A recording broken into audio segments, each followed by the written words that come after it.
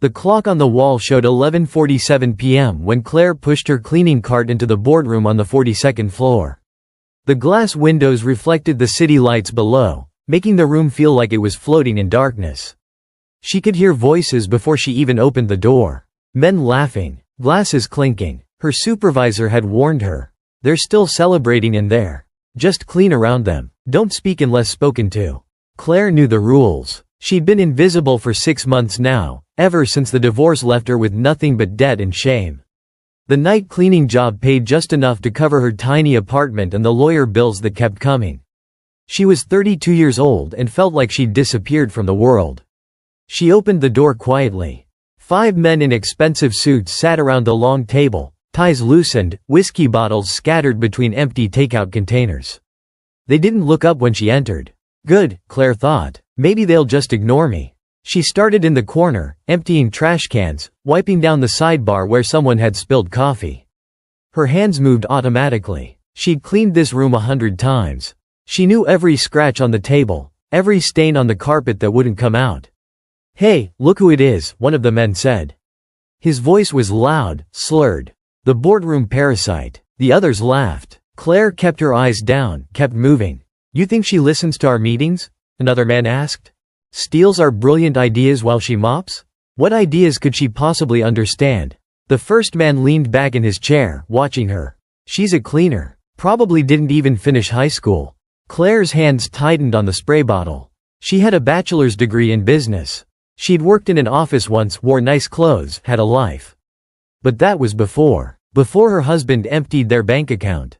Before the lawyers. Before she became invisible. "Actually," she said quietly, Did someone ask you to speak?" The man's voice turned cold. Claire's throat closed. She shook her head, went back to wiping the table. "That's what I thought." She moved around the table, careful not to get too close to any of them. The silence felt heavy, dangerous. She could feel them watching her. Then one of them, a man with red cheeks and mean eyes, picked up his wineglass and poured it across the table. The dark liquid spread across the polished wood, dripping onto the carpet. "Oops," he said, grinning. "Better clean that up." Claire grabbed her cloth, started soaking up the wine. Her face burned. She could feel tears building behind her eyes, but she forced them down. She needed this job. She needed the money. "Look at her go," the man said. "Like a trained dog. You think if I snap my fingers, she'll come?" Someone laughed. Someone pulled out their phone. "Wait, I want to record this," a younger executive said. "This is hilarious." Claire's hands shook as she scrubbed. The wine had already stained the carpet. She'd get blamed for that later. She always got blamed. "Smile for the camera, sweetheart," the man with the phone said. "Show us what obedience looks like." The room felt smaller. The lights too bright. Claire finished cleaning, threw the stained cloth in her cart, and turned toward the door. She just needed to leave. Just needed to get to the elevator and breathe. But as she pushed her cart toward the exit, she heard them start laughing again. Louder this time, like she was the funniest thing they'd seen all week. Claire forced herself to keep walking, one foot in front of the other. Don't cry. Don't react. Don't give them anything. She reached the door, pulled it open, and stepped into the hallway. That's when she saw him. A man stood in the shadows near the elevator, leaning against the wall like he'd been there a while. He wasn't wearing a suit like the others. Just a dark coat, dark pants, nothing fancy. He had bandages on his knuckles like he'd been in a fight. His face was quiet, still. But his eyes were watching the boardroom through the glass wall. He'd seen everything. Claire's stomach dropped. Another witness to her humiliation. Another person who now thought of her as nothing. She pushed her cart past him quickly, eyes down, and hit the elevator button 5 times even though she knew it wouldn't make it come faster. The man didn't say anything. Didn't move. Just watched her with those calm, dark eyes. The elevator finally arrived. Claire stepped inside and let the doors close, blocking out the hallway, the boardroom, the laughter still echoing in her head. Only when she was alone did she let herself cry. 3 days passed before Claire saw the man again. She'd tried to forget about him. Tried to forget about all of it. But every time she pushed her cart through the building's marble lobby, she remembered the executives laughing. The phone recording her. The wine spreading across the carpet. Her supervisor had blamed her for the stain, exactly like she'd predicted. Threatened to take the cleaning cost out of her paycheck. Claire had just nodded. Said nothing. What could she say? It was Thursday night, almost midnight, when she dropped her keys in the lobby. The ring clattered across the marble floor, and her cleaning log went sliding under a bench. She knelt down quickly, face hot, hoping no one had noticed. 3 executives walked past. She recognized 2 of them from the boardroom. They looked right through her like she was furniture. Claire crawled under the bench, fingers finally closing around her keys, when a hand appeared in front of her face. She looked up. The man from the hallway stood there, holding her cleaning log. Up close, she could see his face better. Older than her, maybe late 30s. Dark hair, strong jaw, eyes that seemed to see more than they should. "Thank you," Claire whispered, taking the log from him. Her hands were shaking again. He didn't smile, just nodded once and stepped back. Claire stood up, clutching her things. She should leave, get to the service elevator and start her shift. But something made her pause. "You were there," she said quietly. "In the hallway. That night." "I was." "Did you?" She stopped. What was she asking? "Did you see them mock me? Did you hear what they said? Did you record it too?" "Yes," he said, like he'd heard all her unspoken questions. "I saw." Claire's face burned. She turned toward the elevators. "Wait." She stopped but didn't turn around. "My name is Joseph," the man said. "And what they did was wrong." Something in his voice made her turn back. He was watching her with an expression she couldn't read. Not pity. Something else. Something that felt like anger but controlled. Banked. "It doesn't matter," Claire said. "I'm just a cleaner. That's how it works." "No," Joseph said. "That's not how it should work." Before Claire could respond, the security guard called out from his desk. "Hey, you, cleaner." Claire's stomach sank. She recognized that tone. "Staff elevator is broken," the guard said. "You'll have to use the back stairs tonight." But Claire looked at the regular elevator. The back stairs were 10 flights up to her floor. "With the cart. Can't I just?" "Cleaners use the back," the guard said firmly. "Building policy." It wasn't building policy. He just didn't want her in the nice elevator. Didn't want her where important people might see her. Claire's hands tightened on her cart. 10 flights. Her back already hurt from yesterday's shift. "Let her pass," Joseph said. His voice was quiet, almost gentle, but something in it made the security guard's head snap up. "Sir, let her pass," Joseph repeated.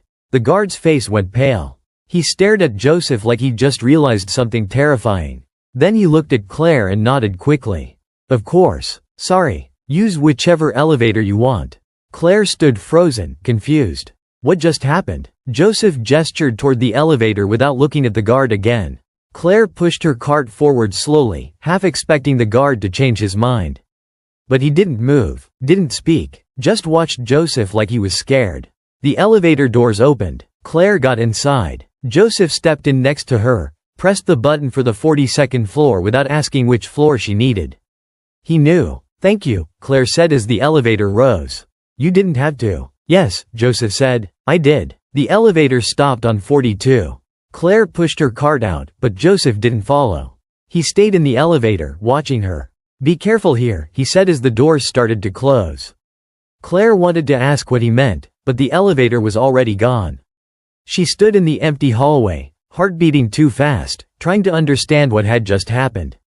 When she got to the supply closet to store her coat, she found a business card tucked into her cart. Heavy cream paper. No company name. Just a name, Joseph Rinaldi, and a phone number. Nothing else. Claire turned the card over in her fingers. Who was he? Why did the guard obey him like that? She put the card in her pocket and tried to forget about it. But her fingers kept touching it all night, feeling its weight, wondering. A week later, Claire's supervisor called her into the office. "You're being reassigned," the woman said, not looking up from her computer. Claire's stomach dropped. "Reassigned? Did I do something wrong?" "You're moving to the executive floor. 52. High security. VIP clients only." Claire blinked. "But I've never been cleared for that floor." "Don't you need special authorization? You have it now." The supervisor finally looked at her, and her expression was strange. Almost nervous. "Start tonight. Don't ask questions. Just do your job." That night, when Claire stepped off the elevator on the 52nd floor, the receptionist was still there. A woman in a perfect suit with perfect hair who should have left hours ago. "Miss Hayes?" the receptionist said, standing up. Claire froze. No one here knew her name. She was just the cleaner. "Yes?" Welcome. Your clearance has been updated. You'll be cleaning the West Wing offices Monday through Friday. There's a private supply closet with everything you need." The receptionist smiled. Actually smiled. "If you need anything, just call extension 5200. Claire nodded slowly, completely confused. Since when did receptionists talk to cleaners like they were people? She started cleaning the West Wing, moving through empty offices, wiping down desks that already looked clean. The carpet was softer here. The furniture more expensive. Even the trash can seemed too nice to throw things away in. "You work too hard." Claire spun around, nearly dropping her spray bottle. Joseph stood in the doorway of an office she'd just cleaned. Same dark coat, same calm eyes, like he belonged here. "What are you doing here?" Claire asked. "I could ask you the same question." He stepped into the hallway. "But I already know. You were reassigned." "How do you—" Claire stopped. "Did you do this?" "You were working too hard on the lower floors," Joseph said. "And the men there don't know how to behave." Claire's chest tightened. "I don't need you to rescue me." "I'm not rescuing you." Joseph's expression didn't change. "I'm correcting a situation that never should have existed." "Why?" Claire's voice came out harder than she meant. "Why do you care what happens to a cleaner?" For the first time, something shifted in Joseph's face. Not quite emotion, but close. "Because I understand what it feels like to be treated like you're nothing," he said quietly. "And I don't tolerate it anymore." They stood in silence. The hallway felt smaller with him in it. "Have you eaten?" Joseph asked. What? Tonight. Have you eaten dinner?" Claire thought about the protein bar she'd shoved in her mouth before work. "I'm fine. That's not what I asked." He walked to a small kitchenette at the end of the hall, came back with a bottle of water and a wrapped sandwich from what looked like an expensive deli. "I know you don't need it," Joseph said, setting them on a desk. "But you should eat anyway." Then he left, walking down the hallway without looking back. Claire stared at the sandwich. Her stomach growled. She hadn't had real food in 2 days. But taking it felt like accepting something she didn't understand. She picked it up anyway. The next 2 weeks felt surreal. Claire worked the executive floor every night. The receptionist always greeted her by name. Her supervisor stopped criticizing everything she did. And somehow, mysteriously, her paycheck was suddenly correct, with back pay for 3 months of accounting errors. Claire knew it wasn't coincidence. She also knew the executives from the boardroom had stopped working late. She'd pass their old offices and find them dark, empty, gone. And 3 times a week, Joseph appeared. He never said much. Just brought her water when she forgot to drink. Sat in an office chair while she cleaned, making sure she took breaks. Asked questions about her life in a way that felt like he actually wanted to know. Claire told him about the divorce.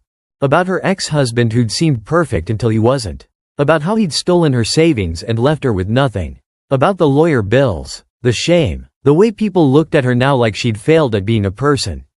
Joseph listened without interrupting, and when she finished, he told her something that surprised her. "I had a sister," he said. "She was married to a man who treated her like property. Who made her feel small. When she finally left him, she had nothing. No money. No confidence. She thought she deserved what he'd done to her." Claire's throat tightened. "What happened to her?" "I made sure she got what she deserved," Joseph said. "Safety. Resources. Justice. Is she okay now?" "She runs one of the largest import companies on the East Coast," Joseph said. His voice carried quiet pride. "And the man who hurt her learned what happens when you make my sister cry." There was something in the way he said it that made Claire's skin prickle. Not a threat, just a statement of fact. "What do you do?" Claire asked. "For work, I mean. I manage logistics," Joseph said. "Shipping, transportation, business relationships." It sounded normal, but something in the way he said relationships made it sound less normal. Claire didn't push. She wasn't sure she wanted to know. But she was starting to trust him. And that scared her more than anything. Then, on a Friday morning, Claire found the email. She'd just gotten home from her shift, was checking her personal email on her ancient laptop when she saw it. From Human Resources. To Claire Hayes. Subject: Mandatory meeting. Ms. Hayes, you are required to attend a termination review meeting on Monday, March 12 at 9 a.m. The meeting concerns allegations of theft from company property. Security footage and witness statements have been collected.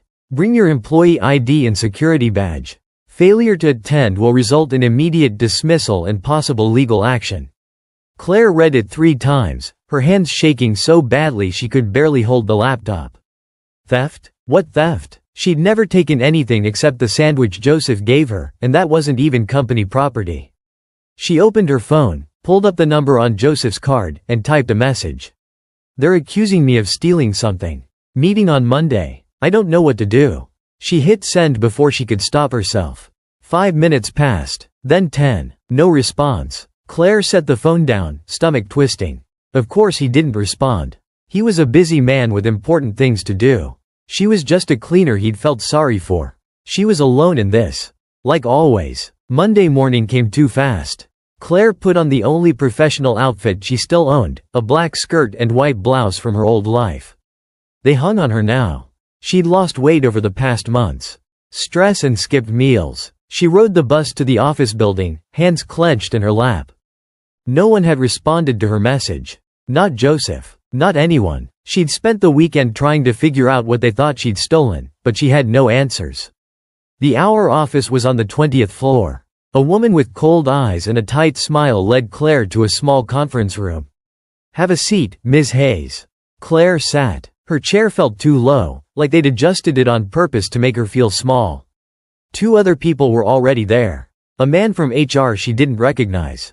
And a police officer. A police officer. Claire's heart stopped. "This is Officer Brennan," the HR director said. "He's here as a witness. To make sure everything is handled properly." "I didn't steal anything," Claire said. Her voice came out too quiet. "I don't even know what you think I took." The HR director opened a folder. Pulled out a printed photo. "Security footage shows you entering Boardroom C on March 3rd. The same night a confidential folder went missing from the table. A folder containing sensitive merger documents." "I was cleaning," Claire said. "That's my job. I clean that room every week. The folder was there before you entered. Gone after you left. That's impossible. I never touched." "We also have a witness statement." The director slid another paper across the table. "An executive who was present that night says you were lingering near the documents and acting suspiciously." Claire's hands went numb. She knew who the witness was. One of the men who'd mocked her. Who'd poured wine on the table and filmed her. This was a setup. "I didn't take anything," Claire said again. But her voice was shaking now. "Then you won't mind if we search your locker," the HR director said. Claire's mind raced. What if they'd planted something in her locker? What if this whole thing was designed to destroy her? "I want a lawyer." "That's your right," the officer said. He didn't sound mean, just tired. "But it would be easier if you cooperate now. If you made a mistake, admitted it, we can work something out." "I didn't make a mistake." The HR director pushed a paper toward her. "This is a voluntary confession. If you sign it, we'll agree not to press charges. You'll just lose your job and agree never to work in this industry again." Claire stared at the paper. Her vision blurred. They were giving her a choice: sign away her future or fight charges she couldn't afford to defend against. She thought about the lawyer bills from her divorce. The debt she was still drowning in. The tiny apartment she could barely afford. If she lost this job, she'd lose everything.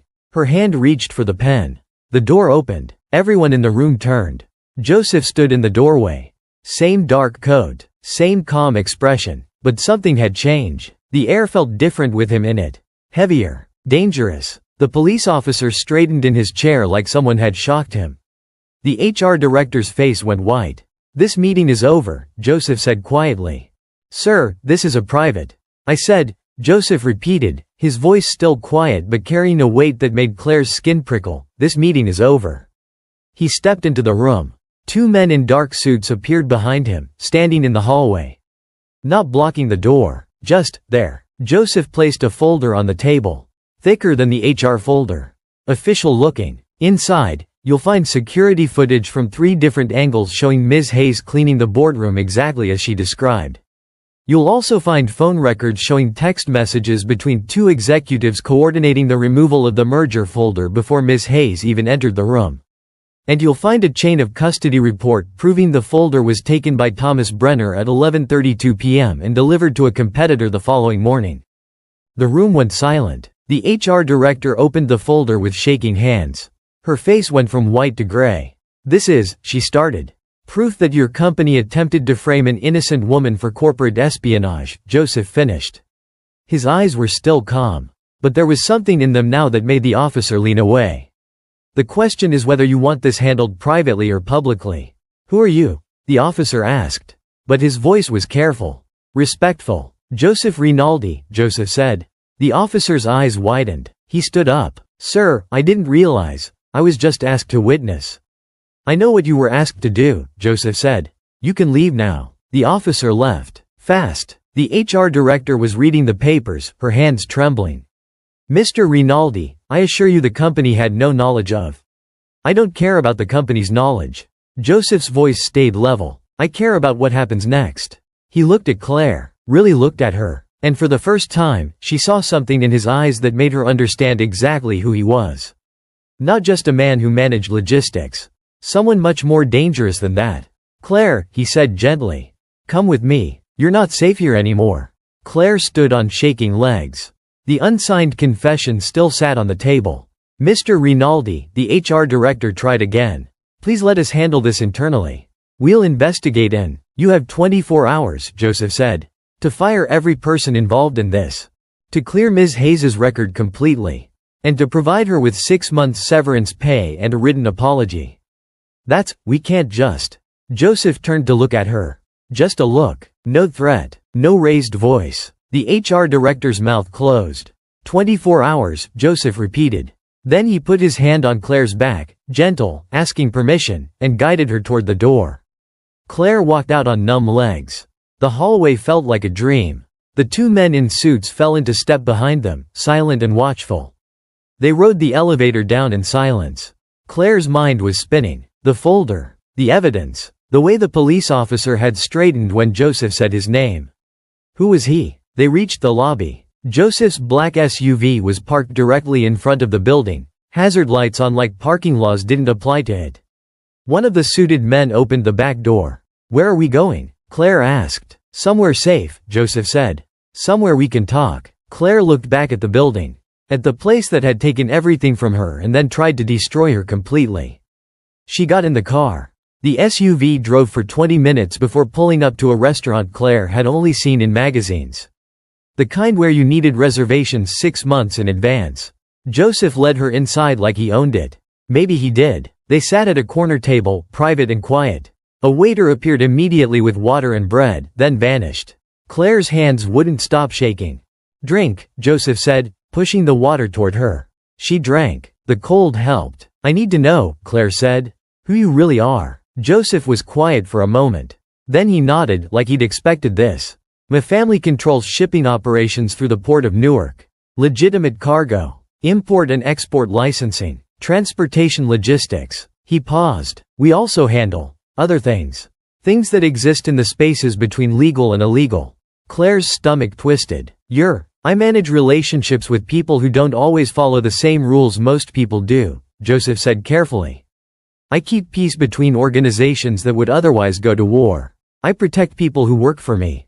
And I don't tolerate people who abuse power over those who can't defend themselves." "So you're a criminal." "I'm a businessman who operates in gray spaces," Joseph corrected. "Some of what I do is completely legal. Some of it isn't. But I don't hurt innocent people. I don't prey on the weak. And I keep my city from becoming a war zone." Claire processed this. It should have scared her. It did scare her, but not in the way she expected. "That folder you brought. The evidence. How did you get that?" "I have people who are very good at finding information," Joseph said. "When you texted me, I had them look into the situation. It took them 48 hours to build the case." "Why?" Claire asked. "Why go through all that trouble for me?" Joseph's expression softened. "Because that night in the boardroom, I watched powerful men humiliate you for entertainment. I watched you hold yourself together with dignity they didn't deserve. And I decided that anyone who could stand up to that kind of cruelty deserved to be protected. I didn't stand up to anything. I just cleaned and left." "Exactly," Joseph said. "You didn't break. You didn't give them the satisfaction of seeing you shatter. That's strength." Claire's eyes burned with tears she refused to let fall. "I'm not strong. I'm just trying to survive. Survival is strength." The waiter returned with food Claire didn't remember ordering. Pasta. Bread. Salad. Real food that smelled like heaven. "Eat," Joseph said. "Then we'll talk about what happens next."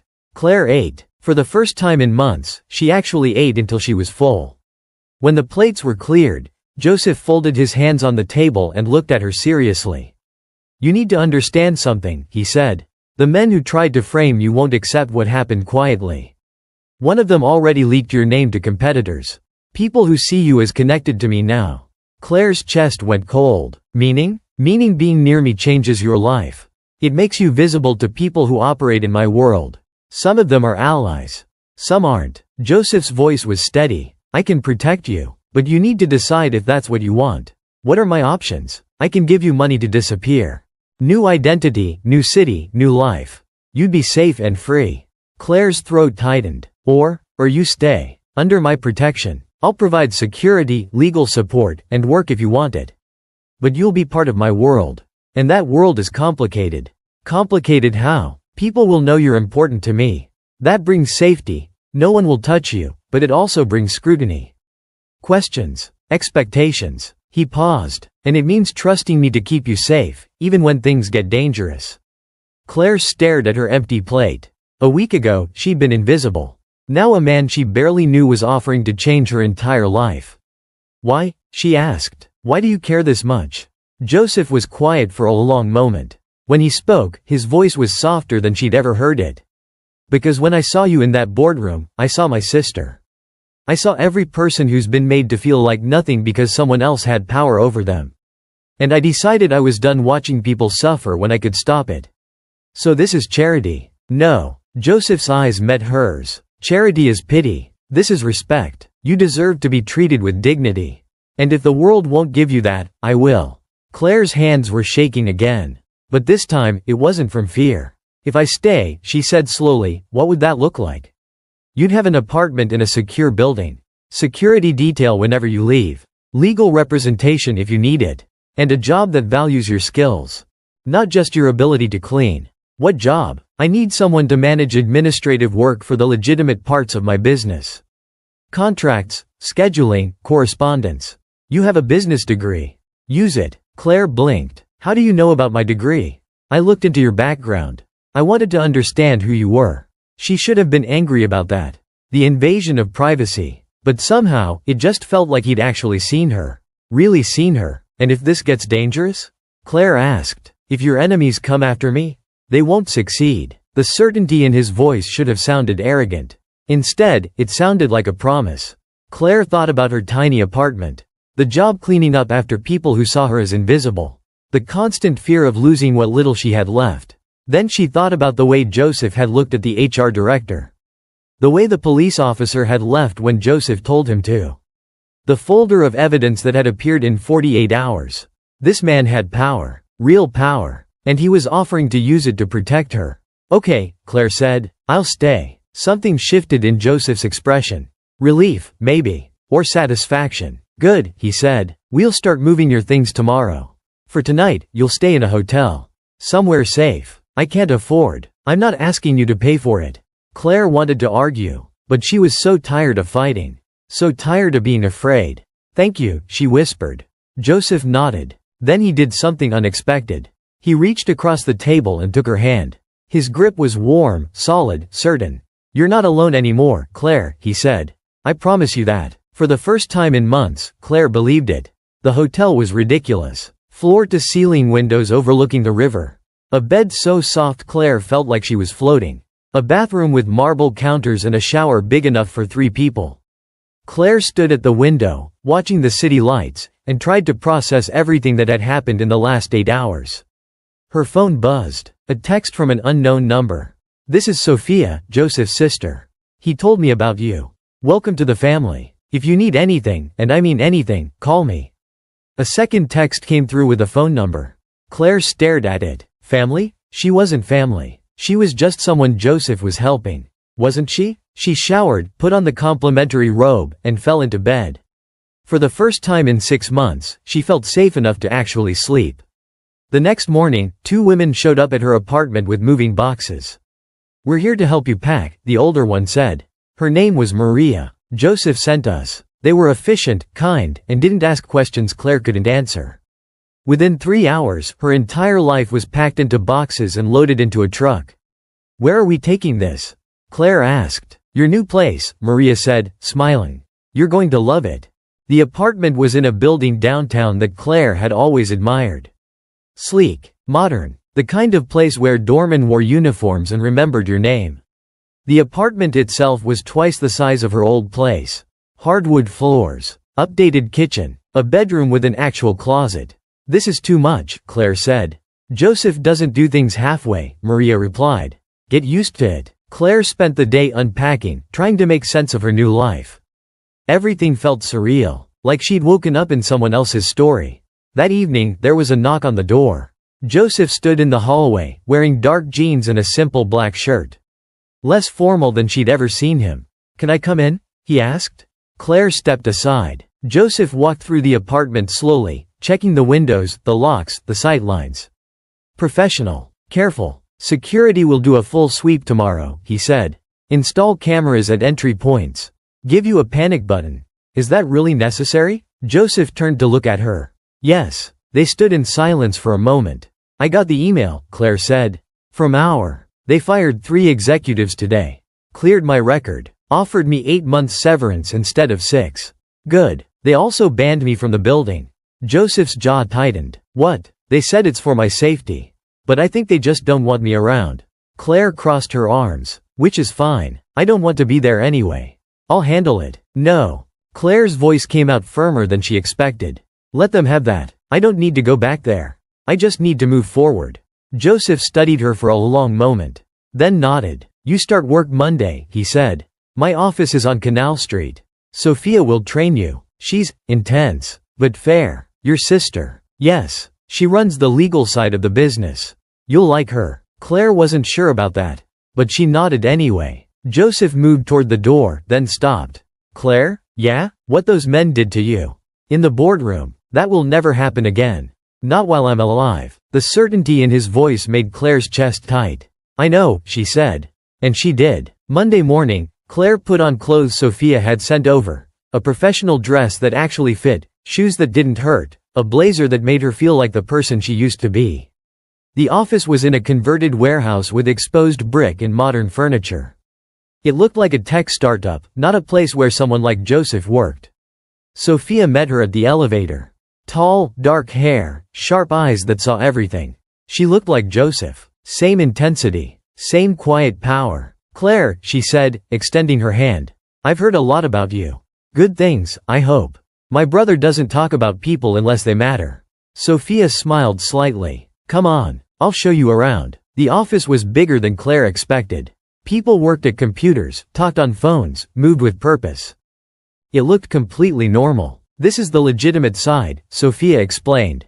"Import licenses, customs paperwork, shipping manifests. Boring but necessary." "And the other side?" Sophia glanced at her. "You don't need to know about that yet. Maybe never. Joseph keeps things separated for a reason." Claire's desk was in a corner office with a window. She had a computer, a phone, file cabinets full of contracts. "Your job is to keep everything organized," Sophia said. "Make sure shipments are documented properly. Handle correspondence. Keep Joseph's calendar. Think you can do that?" "Yes." "Good. Because if you mess up, I'll know." But Sophia said it without malice. Just fact. Claire spent the first week learning the system. It was complicated but not impossible. And for the first time in months, she felt useful. Competent. Like her brain mattered for something other than remembering which cleaning product removed which stain. Joseph came by every afternoon, checked on her progress, asked if she needed anything. He never stayed long, just enough to make sure she was okay. On Friday, Sophia invited her to lunch. They went to a small Italian restaurant where everyone seemed to know Sophia. The owner came over personally, hugged her, called her Piccolina. "You're liked here," Claire observed. "My family has been eating here for 30 years, Sophia said. "These people are friends." Over pasta, Sophia asked the question Claire had been expecting. "What do you think you're doing with my brother?" Claire blinked. "I'm sorry? Joseph doesn't help people like this. He doesn't bring women into the business. He doesn't move them into secure apartments or give them jobs." Sophia's eyes were sharp. "So I'm asking, what do you think is happening here?" "I think he felt sorry for me. Joseph doesn't do pity." "Then I don't know," Claire admitted. "I didn't ask for any of this. I was just trying to survive." Sophia studied her for a long moment. Then she nodded, like Claire had passed some kind of test. My brother sees people. Really sees them. And when he decides someone matters, he protects them completely. She paused. He's decided you matter. So now you're family. Whether you're ready for that or not. I don't understand why. Because he saw you refuse to break when weaker people would have. Because you have dignity that can't be bought or stolen. Because you remind him of what's worth protecting in this world. Sophia leaned forward. And because I think he's falling in love with you, even if he doesn't realize it yet. Claire's heart stopped. We're not. Not yet, Sophia agreed. But you will be. So you need to decide if that's what you want. Because once you're in this family, there's no going back. 3 months passed. Claire settled into her new life. The job became routine. The apartment felt like home. The security detail became familiar faces she actually recognized. And Joseph. Joseph was constant. He brought her coffee in the mornings. Asked about her day. Listened when she talked about the contracts or the shipping schedules or the small frustrations of learning a new system. He told her about his family. His parents, who'd died when he was 19. The business he'd inherited. The choices he'd made to keep his sisters safe. They had dinner once a week. Sometimes at restaurants. Sometimes at his house. A brownstone in Brooklyn that was surprisingly normal. Books on shelves. Family photos. A kitchen he actually used. I thought you'd live somewhere more dramatic, Claire said once. Joseph laughed. Like what? A penthouse with a panic room? Something like that. I saved the drama for work, he said. Home should be peaceful. It was peaceful. Being with him was peaceful in a way Claire hadn't felt in years. But she also saw the other side. The late-night phone calls he took in Italian, voice hard. The meetings he couldn't talk about. The way his security team moved when certain cars passed by. This world was dangerous. She knew that. But somehow, with Joseph, she felt safer than she ever had. Then, on a Tuesday in June, everything changed. Claire was working late, finishing a contract review, when she heard shouting in the hallway. She looked up to see a man she didn't recognize arguing with one of Joseph's security guards. I need to see Rinaldi, the man was saying. His suit was expensive but wrinkled. His face red. Tell him Marcus wants to talk. Mr. Rinaldi isn't available, the guard said calmly. He'll be available for this.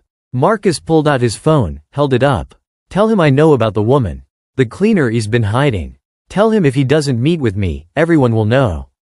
Claire's blood went cold. The guard's expression didn't change. Wait here. He stepped into Joseph's office. 30 seconds later, Joseph emerged. He looked at Marcus with an expression Claire had never seen before. Cold, dangerous, controlled fury. My office, Joseph said. Now. They disappeared inside. The door closed. Claire sat frozen at her desk. Her hands shook. Someone knew. Someone was threatening to expose her connection to Joseph. Why did that matter? What did this man think he could do with that information? 20 minutes later, the office door opened. Marcus walked out, pale and shaking. He didn't look at anyone. Just walked straight to the elevator.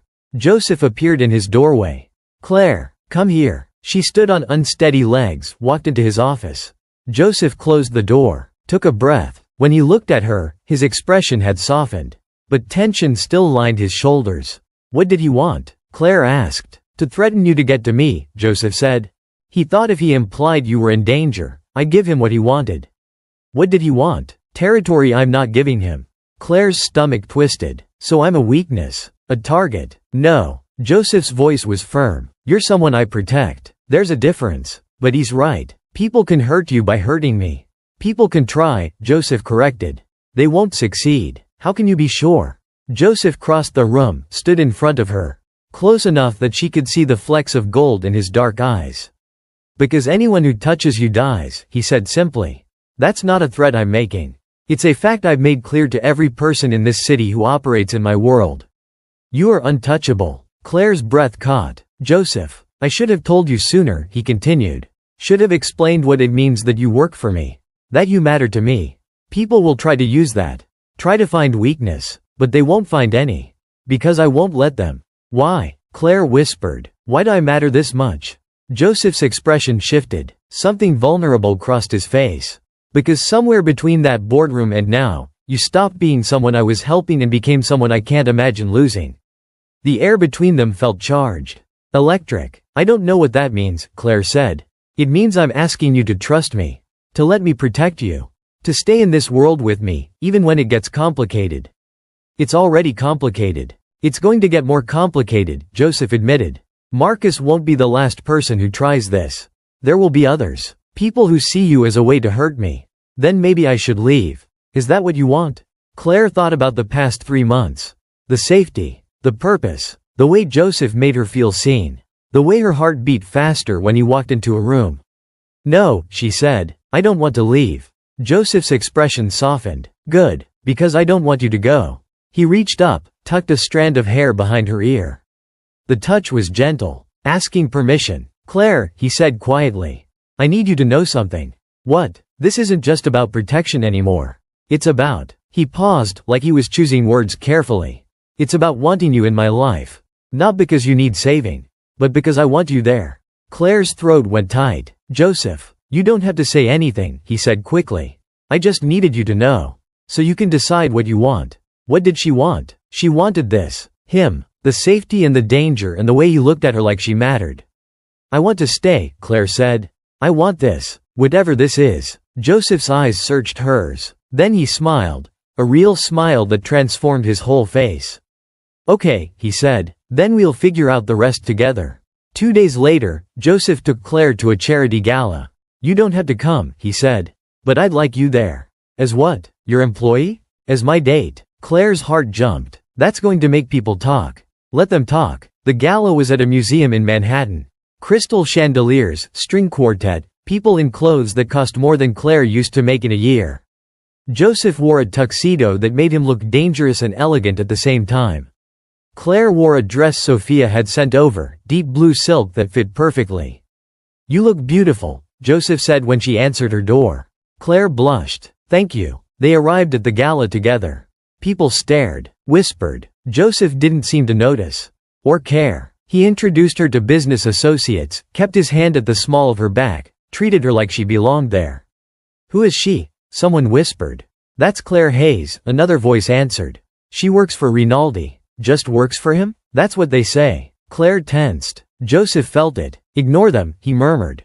They're just trying to figure out what you mean to me. What do I mean to you? More than they'll ever understand. Halfway through the evening, a man approached. Older, gray hair, expensive suit. His eyes were cold. Rinaldi, he said. I didn't expect to see you here. Marcus, Joseph replied. His voice was neutral. I go where I'm invited. So this was Marcus, the man from the office. Marcus looked at Claire. His smile was ugly. And you brought a guest. How? Interesting. Claire, Joseph said, this is Marcus Webb. He runs shipping operations out of Boston. Ran, Marcus corrected. Past tense. Since you took my contracts. You lost those contracts when you failed to deliver on time, Joseph said calmly. That's not my fault. No, but taking her is. Marcus gestured at Claire. Everyone knows what she is. A cleaner you're playing house with. A weakness. Joseph's expression didn't change, but something in his stillness made Marcus take a step back. Careful, Joseph said quietly. Or what? You'll threaten me again? We both know you're going soft. Protecting civilians. Playing nice. Marcus laughed. The old Joseph would have crushed me already. But you can't. Not while she's watching. Joseph turned to Claire. Go wait by the bar. This will only take a minute. I'm not. Please. His voice was gentle but firm. Trust me. Claire walked toward the bar, heart pounding. She could still see them. Could see Joseph step closer to Marcus, say something too quiet for her to hear. Marcus's face went white, then red. He took another step back, nearly tripping. Joseph said something else. Marcus turned and walked away quickly, nearly running. Joseph came back to Claire. His expression was calm again. Normal. What did you say to him? Claire asked. That if he ever speaks about you again, I'll make sure he regrets it. That's all? I might have mentioned some specific details about what regret would look like, Joseph admitted. But nothing he didn't deserve to hear. Claire should have been scared. Should have been horrified by the casual way Joseph threatened violence. Instead, she felt safe. An hour later, they were standing on the museum terrace, looking out at the city lights, when Joseph took her hand. I need to tell you something, he said. Okay. At the end of this month, there's a meeting. All the major families. We're negotiating new territory agreements. He paused. It's the kind of meeting where people make statements. Show their power. Claim their positions. What does that have to do with me? I want you there. With me. Claire blinked. Why? Because I'm going to introduce you as my wife. The world tilted. What? Claire's voice came out strangled. Not legally. Not yet. But in the way that matters in my world, I'm going to claim you publicly. Tell everyone that you're under my protection. That you're family. Joseph, I know what I'm asking, he said quickly. I know it's fast. I know it's complicated. But it's the only way to guarantee your safety. If they think you're just someone I care about, you're vulnerable. But if you're my wife, officially, publicly, you're untouchable.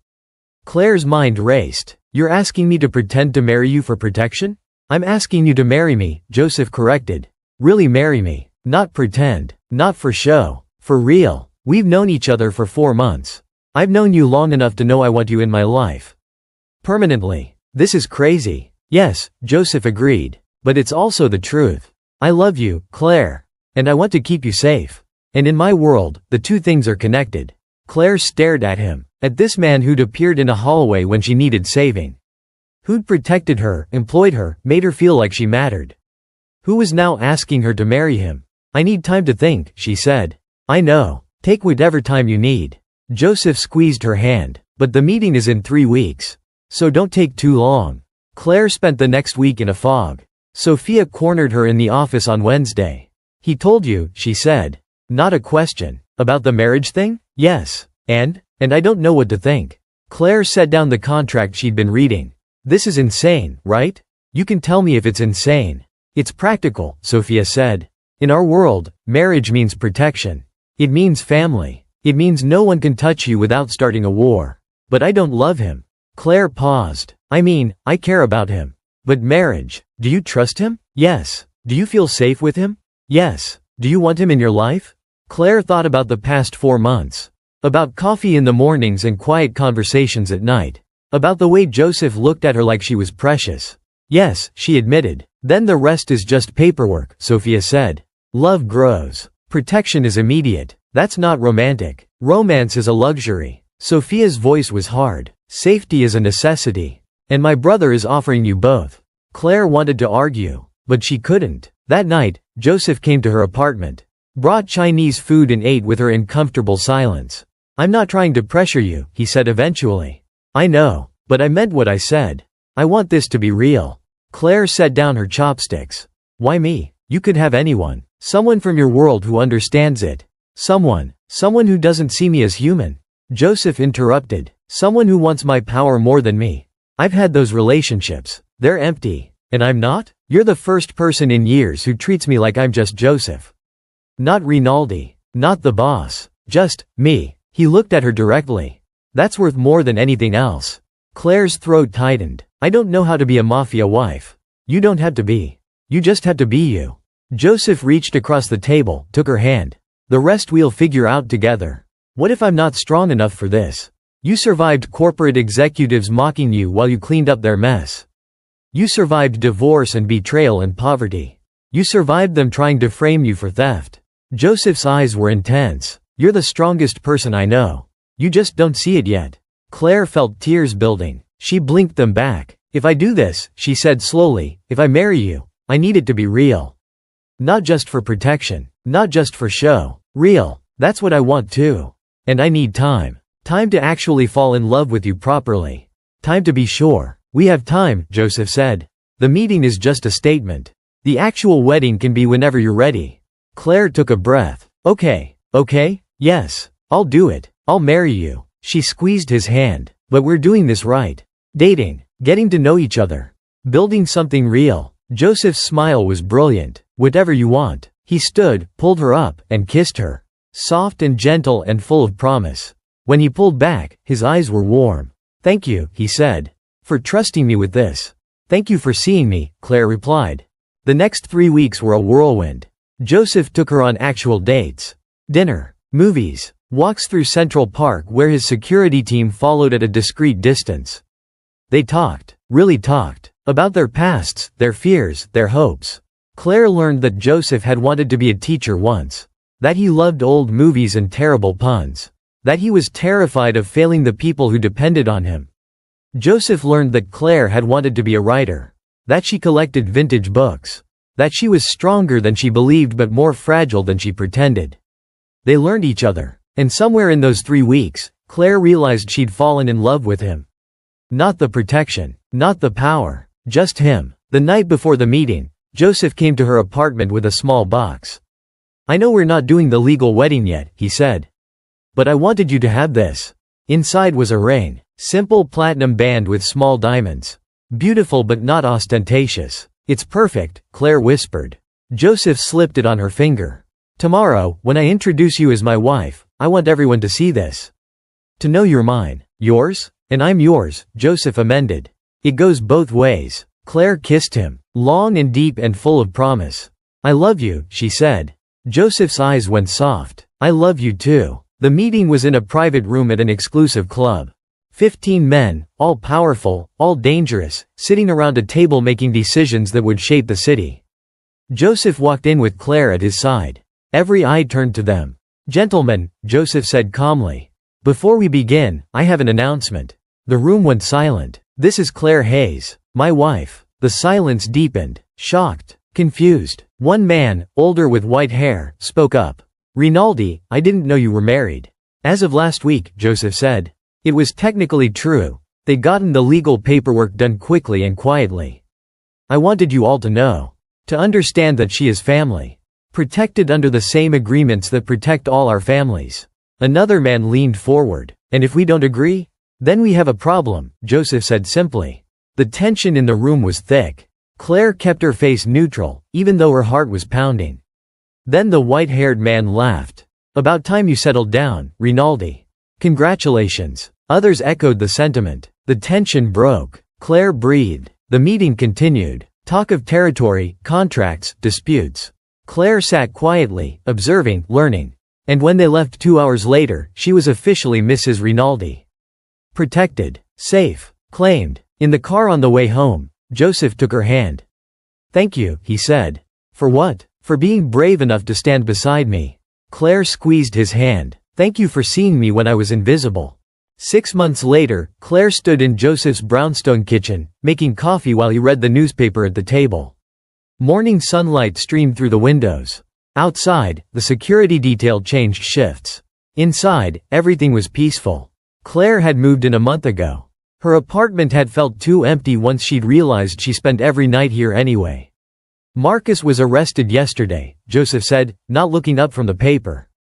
Claire poured coffee. "For what?" "Tax evasion. Fraud. Couple other things the FBI found when they started looking." "And they just happened to start looking?" "Sometimes justice needs a little help." Joseph finally looked up, smiling slightly. "But I didn't do anything illegal.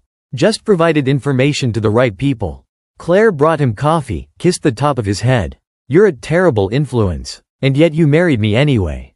Questionable judgment on my part." Joseph pulled her into his lap. "No regrets?" Claire thought about the past year. About cleaning boardrooms and being invisible. About a man in a hallway who decided she deserved better. About falling in love in the most unexpected way. "No regrets," she said. "Good, because I have something to tell you." "What?" "Sophia wants you to take over contract negotiations for the shipping division. Says you're better at it than she is." Claire blinked. "That's a huge responsibility. You can handle it." "How do you know?" "Because you handled everything else," Joseph said. "The boardroom humiliation. The false accusations. Marcus's threats. My entire family interrogating you. If you can survive all that, you can negotiate shipping contracts." Claire laughed. "When you put it that way. So you'll do it?" "Yes, I'll do it." Joseph kissed her, soft and warm and full of love. Outside, the city moved on.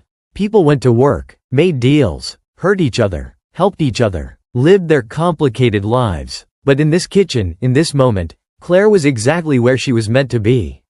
Seen, safe, loved, and that was enough. The end. Thank you for watching. Please like, subscribe, and leave a comment. It helps the channel grow. I'll see you in the next.